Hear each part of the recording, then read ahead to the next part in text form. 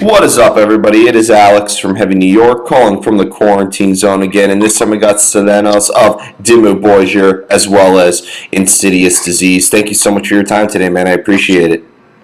Yeah, likewise, man. Thanks. Yep. Thanks for having me. It's so awesome to have you here. We're finally getting the new Insidious Disease album, After Death, which is scheduled to come out this October 30th. Do you just want to talk about like how the making of this record was, being that it was 10 years since the last Insidious Disease full-length record? Yeah, it's been quite a while. We haven't really spent 10 years making it, but it's been like ever since 2011, 2012, it's been like on and off working on demos back and forth, and we had ended up having quite a lot of songs to choose from, actually. So we had, in the end, of course, we had to produce ourselves, in the sense that you have to chop off pieces and bits and get down to 9-10 songs, because we feel like having more than 42, 43 minutes on an album like this, it's kind of pointless. So we were left with quite a few leftovers, but we can probably use some of those ideas for the third album. So all good. Awesome. Was like the intent, was the direction or like the goal to make just a direct continuation of what we heard on Shadowcast, or was this meant to be like a new beginning for Insidious Disease? I think it was more like a new beginning forming over several years, because the material has been put together from 2011, 2012 until 2016, 17. So it's been a wide period of time where you obviously use different types of inspirations, and I think that really helps the album to sound varied. Obviously, we're not a band to try and make up anything new in that sense. We're not reinventing the wheel or anything. We just I think we have continued to focus more on the stronger sides to the band, So overall, I feel like the song structures are stronger, and the songs all over are better written, Mm-hmm. Do you think that the first three singles that are released off this album, Betrayer, Born into Bondage, and Enforcers of the Plague, could like serve as a clear representation of what this whole album is going to sound like? Both yes and no. I think it's a good indication of what's to expect on the album, but it's also like some of it has a link to the first album as well, and I think that's also important so people don't get too thrown overboard with the new songs or the first songs that we present to the audience. So, but I think there's other parts on the album that has a little bit more experimental feel as well, I think, and we're all for variation, and that's the main goal. If we even have a goal, it's to try and sound as varied and diverse as possible within this sort of frame. Yeah, I feel like that you guys have like a lot of different elements, but they're all equally brutal. Like I see black metal influences, I see death metal influences, I see some thrash in there. I feel like you guys are almost like that. The best way I described Insidious Disease is a smorgasbord of brutality. Thanks, man. That's a good compliment. I feel the same way in that sense. It's like we're all from the old school era, from the 80s, so obviously there's going to be extreme stuff in there, both from heavy metal even, and thrash and early death metal styles, and even black metal. And I think also, even if we are kind of like a brutal band, we still feel like melody is important, and the groove and the chug is, of course, important to me personally. I think that is has more importance than being fast or stuff like that, although that is included as well. Yeah, and people say that melody isn't heavy at all. I just immediately assume that they never listen to At the Gates or Right. Death or The Haunted, Right, or any of those. yeah. So Yeah, I totally agree, man. yeah. And like, was it? Do you ever like enter the songwriting process with like a preconceived idea? Like, was there maybe kind of like a preconceived idea of what After Death was meant to sound like, or was there kind of like a lot of improvising, some trial and error, maybe some experimentation involved? We never really go preconceived into anything, and that goes for Dimmu as well. I think that's when, if you do that, then that's bound to fail at some point. You might be able to hide that during the song process or writing process for a while, but if you sit down and decide, oh, today we're gonna have to make this and this type of song or blah blah, then it's like everything becomes forced and it's not natural. And I think that's what inspiration is too. It's like it's not like a button you can turn on and off. So the good thing about not having a deadline for this album is, of course, that you can, in your own tempo, just work back and forth on songs. The downside to that, again, is, of course, that you feel like you have to go back and change stuff after you've been listening to a song for 2 years, if you know what I mean. So that's where the producing part of the band comes in, that once we feel like we're done with the song, with leads, all vocals, all that stuff, we just like, okay, we put it on the shelf and leave it there, and don't touch it anymore, because if you start going back, then it's easy to fall into that pit of, let's change this and this and this, and then you're then you fuck, basically. Yeah. Well, being that, you playing with Demu and so many, and, all the members of Insidious Disease play with other projects, do maybe your other projects influence Insidious Disease, or is Insidious Disease more or less kind of like a way to escape your other efforts and kind of like go into uncharted territory you haven't really done before? Well, it's personally, it's not totally uncharted territories, because before I started Dimmu with Shagrath in '93, I had a death metal constellation in '91, '92. So that's where the Insidious Disease thing spring from in the beginning, anyway. So in 2004.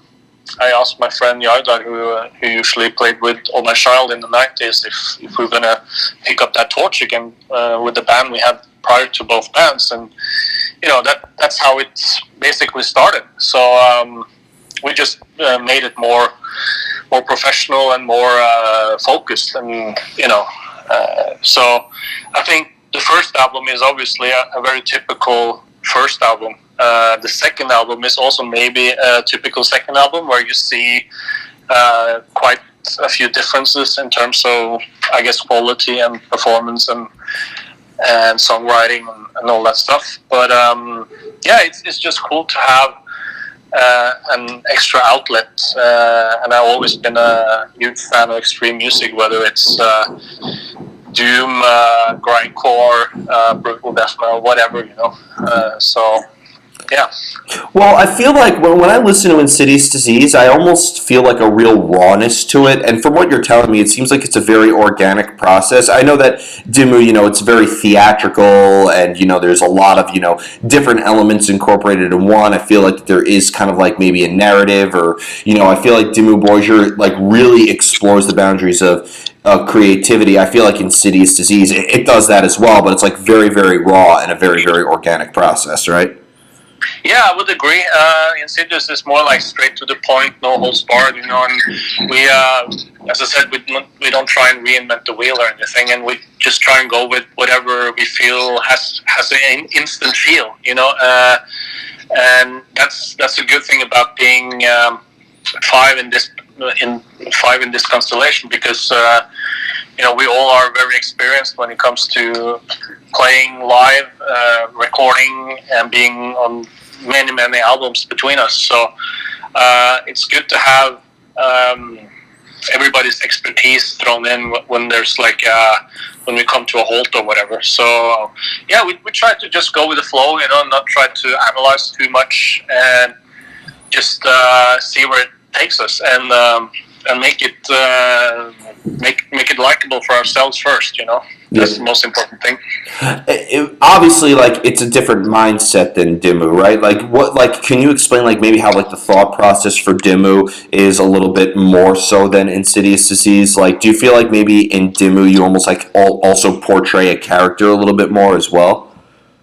Yeah, I think with Dimmu, obviously we extend our characters into the songwriting process as well. And in Dimmu, there's primarily three songwriters, and we have a set of ways to go about it without even actually having a formula even, but we know our places after almost 30 years in the same band. So, and I think it's, yeah, as I said earlier, it's probably a more theatrical approach where we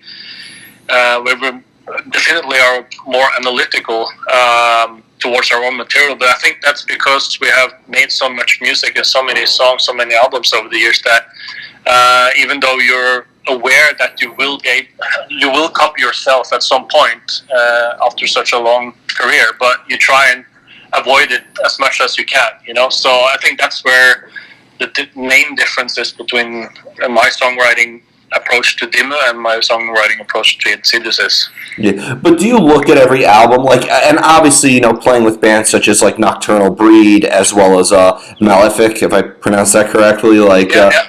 But does sometimes maybe another project influence each other, or do you try to keep everything as separate from each other as possible? I wouldn't say influence, but maybe inspire, because obviously when I write stuff either lyrically or with my guitar or keyboard or whatever, or even if I come up with drum patterns, I kind of instinctively know that this is more like Insidious or it's more like Dimmu, so I feel like you can separate the two pretty well. Sometimes it blends over and you don't really know where it's taking you, but yeah, it's definitely two different worlds, and I draw inspiration from the past, obviously, and whatever it is, so it's a never-ending process. Do you almost look at everything you've created, whether it is this Insidious Disease album, or you look at any of the Dimmu Borgir albums or any of the Nocturnal Breed albums? You almost look at them as like a self-portrait or maybe like a representation of who you are at a particular time. Yeah, absolutely. It's and I think that's the beauty of it. I started making music or writing music when I was like 15, 16, and that was just 1 or 2 years after I held my first bass guitar. So I think it's fair to say that everything that I've been part of over the years is a representation of where I've been musically inspired at the time, and mentally, and the age and all that stuff plays into it.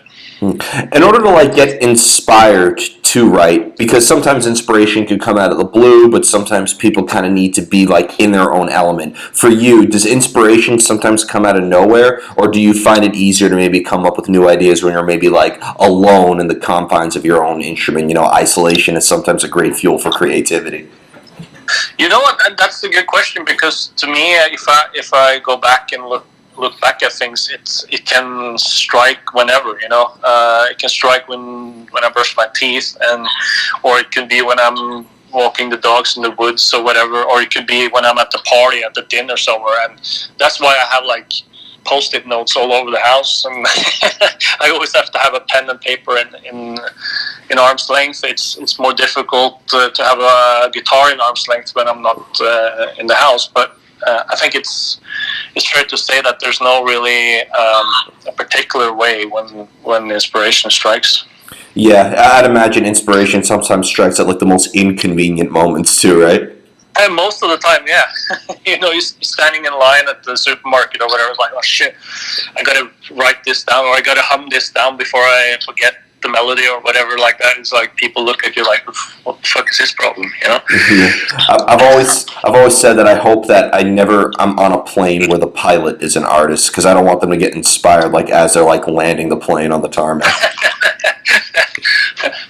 Yeah, that would be interesting. To say the least. I could easily see that being a headline in a news outlet, pilot comes up with some sick riffs but crashes the plane in the process.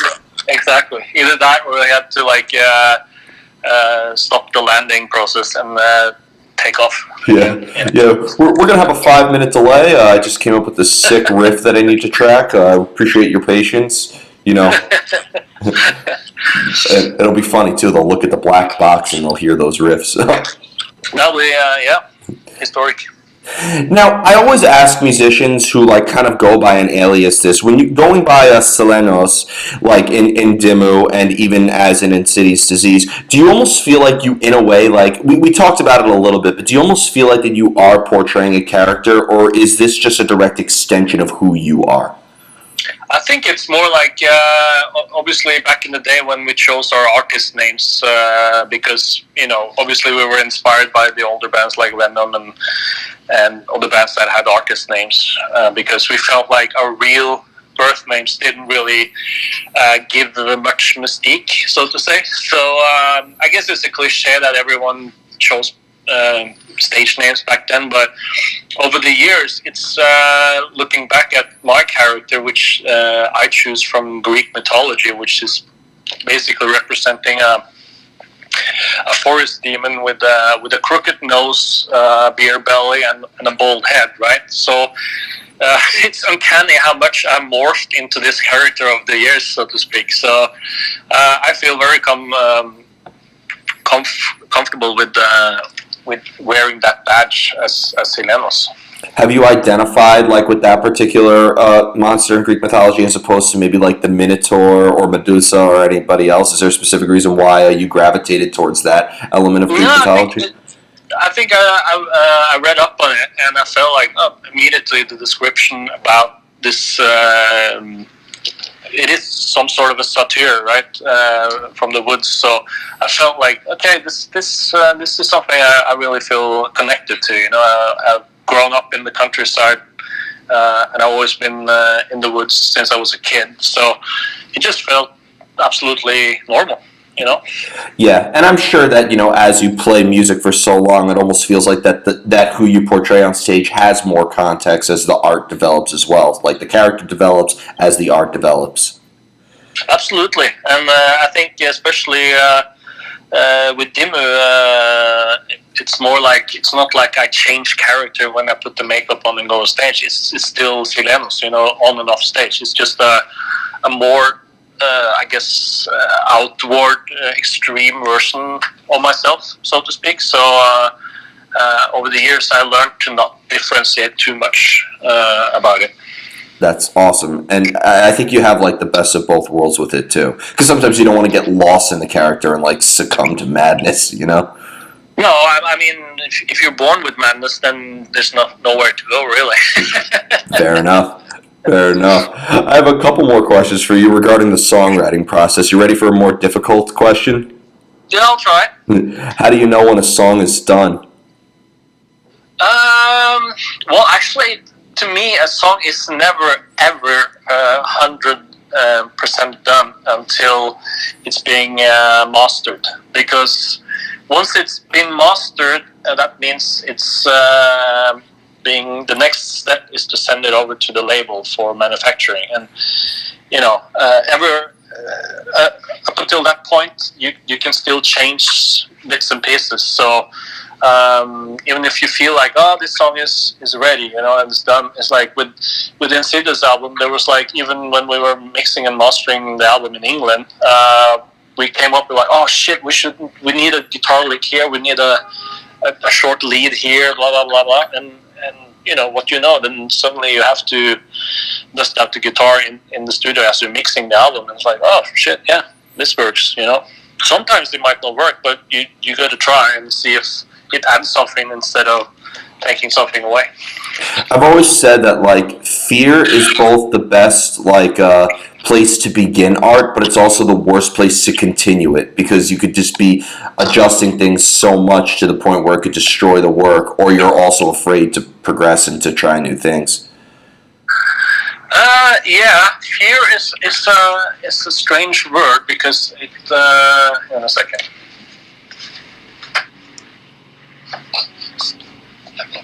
Jag kommer strax äta telefon. Yeah, fear is a weird word, because to me, it can, in a positive sense, represent unknown, and you want to just jump in there, you know. But if it's fear of failure, then you're on a destructive path, I think, and you should never be afraid of failing, because if you want to get it right, that means that you probably have to try 100 times, you know, and you don't get it right first or the 10th time around. So that's yeah. Definitely. And another question I have 2 more for you, is when it comes to playing your material live, is there maybe anything that ties the live shows to the creative process together? Is there anything like similar about it, or do you feel that playing live and songwriting is almost a completely separate art altogether? I think at the end of the day, it's like playing live is when you put the cream on the cake, so to speak. You know, you have done 50% or whatever of the work, which is recording, writing, and promoting an album, and then you go on tour or you play shows, and that's where you kind of put the cream on top of the cake, basically, and that's where you feel like you're finally fulfilling, or that's when the main full achievement is occurring. Yeah, well, I always like to pick people's brain about this, because in the end, when you're playing live, you're just taking material that's on an album and just bringing it into a live setting. You're just re-executing it. So therefore, is there anything remotely creative about playing live? Yes, it is, because especially how things have been changed the last few decades, where bands mostly don't play live together in studio as they record. It's like, okay, before you go on tour, then you have to rehearse the songs again as a band, and so that is still a creative environment, because every show, even if you play the same set list, every show is different. You know, even if it feels the same, it's never the same. So I always approach when I go on stage that, you know, it might be similarities to the previous show or the previous night, but it's never going to be the same. So you have to still have that creative mode in the back of your head on. Yeah, and obviously you have to learn how to. Presentation is a huge part of what you play as well. So, like, I'd imagine you have to like navigate through different venues and stuff like that, and you know, kind of like see where you're going to be. And crowd interaction in itself is almost like a choreography at that point. Yeah, and if you expect a lot, then it's easier to be be fooled, because I think it's, of course, you want to expect the best from yourself, as in terms of performance and stuff, but you know, going on stage, you might have expectations that, oh, it's sold out tonight, whatever, it's going to be great, and then something technical, a glitch happens, or something that affects your mood during the show, and you have to be prepared for that, and you have to find a creative solution to that to make it to turn it around, basically. Absolutely. And before we go, I want to first off thank you so much for your time today. I really appreciate it and enjoyed this discussion.